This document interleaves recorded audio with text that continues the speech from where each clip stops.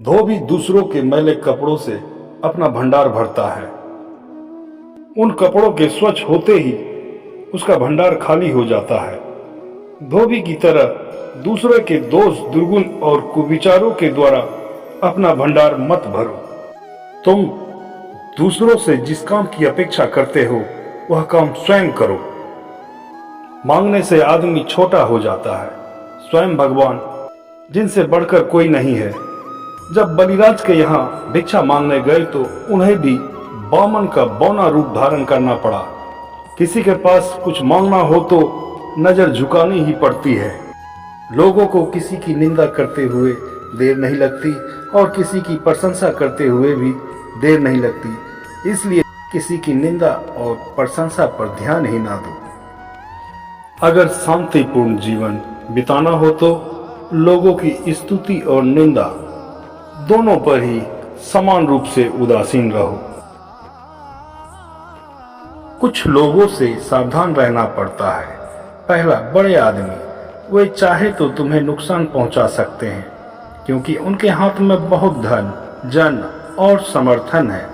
इसलिए कभी कभी वे जो कुछ कहे उसी में हामी भरते जाना पड़ता है।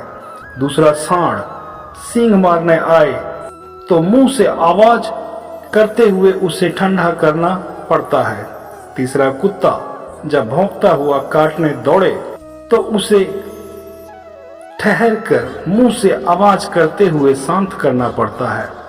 चौथा, शराबी, उसे अगर छेड़ दो तो तेरी ऐसी की तैसी वगैरह करते हुए तुम्हारी 14 पीढ़ियों को गालियां देगा। पर उससे अगर प्रेम से कहो, क्यों चाचा, कैसे हो, तो एकदम खुश होकर तुम्हारे पास बैठकर खूब बातचीत करने लगेगा। तम्बाकू खाएगा, सिगरेट पिएगा। मूली खाने पर मूली की डकार आती है और ककड़ी खाने पर ककड़ी की, अर्थात मनुष्य के भीतर जो भाव होता है वही बाहर आता है। मनुष्य जिस प्रकार की संगति में रहता है उसमें उसी प्रकार के संस्कार आ जाते हैं। फिर जिसमें जैसे संस्कार होते हैं वह वैसी ही संगति खोज लेता है। किसी किसी का स्वभाव सांप के जैसा होता है। वह तुम्हें अनजाने में ऐसा काट खाता है कि उसकी ज्वाला को संभालने के लिए बहुत विचार विवेक करना पड़ता है। नहीं तो संभव है कि तुम क्रोधित हो बदला लेने जाकर उसका नुकसान कर बैठो। क्रोध तमोगुण का लक्षण है। क्रोध होने पर विवेक बुद्धि नष्ट हो जाती है। हनुमान ने क्रुद्ध होकर लंका जला दी। यह ज्ञान नहीं रहा कि इससे सीता जी की कुटिया भी जल जाएगी। गुरु मिले लाख लाख, चेला मिले ना एक। उपदेश देने वाले बहुत मिलते हैं किंतु इन उपदेशों का पालन करने वाला बहुत कम। धर्म में विकृति क्यों आ जाती है?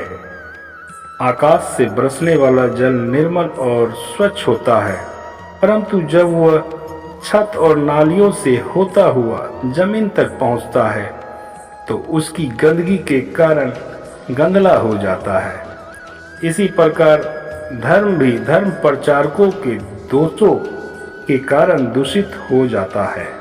पाप और पारा दोनों को पचाना कठिन है। किसी साधु या देवता के दर्शन के लिए जाते समय खाली हाथ नहीं जाना चाहिए। साथ में कुछ न कुछ भेंट, वह कितनी भी सामान्य क्यों ना हो, अवश्य ले जाना चाहिए। घर के लोग यदि जागते हों तो उस घर में चोर कभी नहीं घुस सकता। वैसे ही यदि तुम सदा जागृत रहो तो तुम में किसी प्रकार के बुरे विचार आकर तुम्हारे सद्भावों को हरण नहीं कर पाएंगे। माता पिता, भाई बहन, स्त्री पुरुष आदि स्वजन कुटुंबियों के प्रति जो प्रेम आकर्षण होता है वह माया है, और सभी जीवों के प्रति समान रूप से जो प्रेम भाव उठता है वह दया है। जब तक जीऊं तब तक सीखूं, जब तक जीवित रहो तब तक प्रतिदिन प्रेम भक्ति के रहस्य को सीखने का प्रयत्न करो। इससे तुम्हारा कल्याण होगा। जहाँ 10 आदमी सिर झुकाते हैं वहाँ तुम भी सिर झुकाया करो, इससे भला ही होगा। स्वयं के मत में दृढ़ विश्वास और निष्ठा रखो, किंतु साथ ही दूसरों के मत के प्रति द्वेष या असहिष्णुता का भाव मत रखो। भरत, प्रहलाद, सुखदेव, विभीषण, परशुराम, बलि तथा गोपीगण, इन्होंने भगवान के लिए अपने गुरुजनों की आज्ञा का उल्लंघन किया था। वासनाओं का त्याग कर अनासक्त भाव से कर्म करो, यही तुम्हारे लिए सबसे अच्छा मार्ग है। मित्रों, यह उपदेश श्री रामकृष्ण देव जी के हैं। यदि आपको सुनकर जरा भी सीख मिली हो तो इस वैदिक ऑडियो चैनल को सब्सक्राइब तथा कमेंट से हमें जानकारी दें। हम आपके लिए ऐसे ही सुविचार लाते रहेंगे।